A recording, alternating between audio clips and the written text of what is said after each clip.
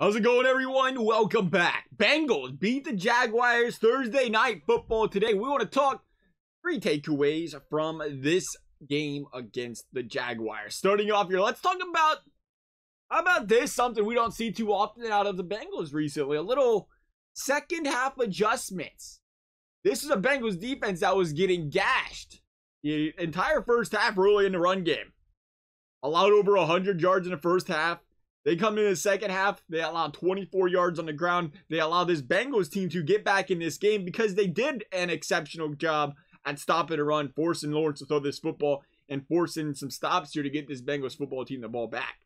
You gotta love to see that as a Bengals fan, because a lot of the times that's where games are won and lost, those second half adjustments. And to go from being down 14 at halftime, make those adjustments, move the ball down the field, score, make some stops, and win this football game, a pretty bright sign. Doesn't matter who you're playing, you gotta appreciate that. Those are games in the past, even if it's a bad team, the Bengals find a way to lose. They didn't this time, they fought back, they won. Tip your cap off to them. Let's talk CJ Uzomah. I think we went into this season, CJ Uzomah, now the dark horse, I guess. You said Jamar Chase deep, right? Tyler Boyd nasty in the slot. T. Higgins is, he's going to be a really good receiver in this league, can do just about anything you need him to. And you had Joe Mixon back there, more than capable running back. And now one guy, Joe Burrow, may have heard of him. We didn't hear a lot of talk about CJ Uzomah.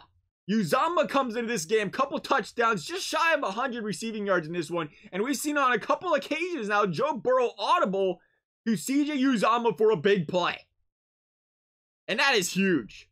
Because we just talked about the weapons they have out wide, but you see what the Bengals want to do with this single back formation, the play action. Those 6 guys on a line if you can. To have a guy like CJ Uzomah on that offensive line that can not only run block, but can go out there, make some big plays through the air. It adds another dynamic to this Bengals offense. A Bengals offense that I think was already hard to game plan for when they start clicking on all cylinders. You already got to worry about those 3 out wide. You already got to worry about Mixon. Now you got to worry about CJ Uzomah coming off the line as well. Absolute nightmare for teams. That's going to be a big deal for these Bengals going forward. And we got to talk about the offensive line. This offensive line, second week in a row, allowing Burrow adequate time to throw this football. I know everybody wants to bring it up. Let's stay positive. Oh, it was the Steelers beating up the Jaguars. Well, the Jaguars did have a sack against the Bengals last season. The Steelers been sacking quarterbacks for a living for how long, whether they're injured or not, and they managed to keep them off Joe Burrow. But I like more of what we've seen out of the offensive line in general. Yeah, he didn't get sacked as much. But what we seen last year when he was in these games where he didn't get sacked as much, it's because he was making quick decisions, being very decisive with the football, making a lot of short passes, because that was his only option without getting hit right away. That was what was keeping him, quote-unquote, clean during last season. Quick passes. This year, we're seeing Joe Burrow stand back there in that pocket, get time to go through his progressions more, take some deep chances. Oh, man, does Jamar Chase like them deep chances. But, we're seeing it in general here. Joe Burrow's got some time to scramble, make some plays. We've seen it on a Uzomah touchdown where he had all day to throw that football. Rolled out a little bit, found Uzomah, running towards that sideline there, brought it in for the touchdown. Those plays don't happen in 2020 Bengals offensive line land, I don't think. And you got to give a lot of credit to these young guys. You got to give a lot of credit to Carmen. You got to give a lot of credit to the veteran in Reef coming over. Big pieces.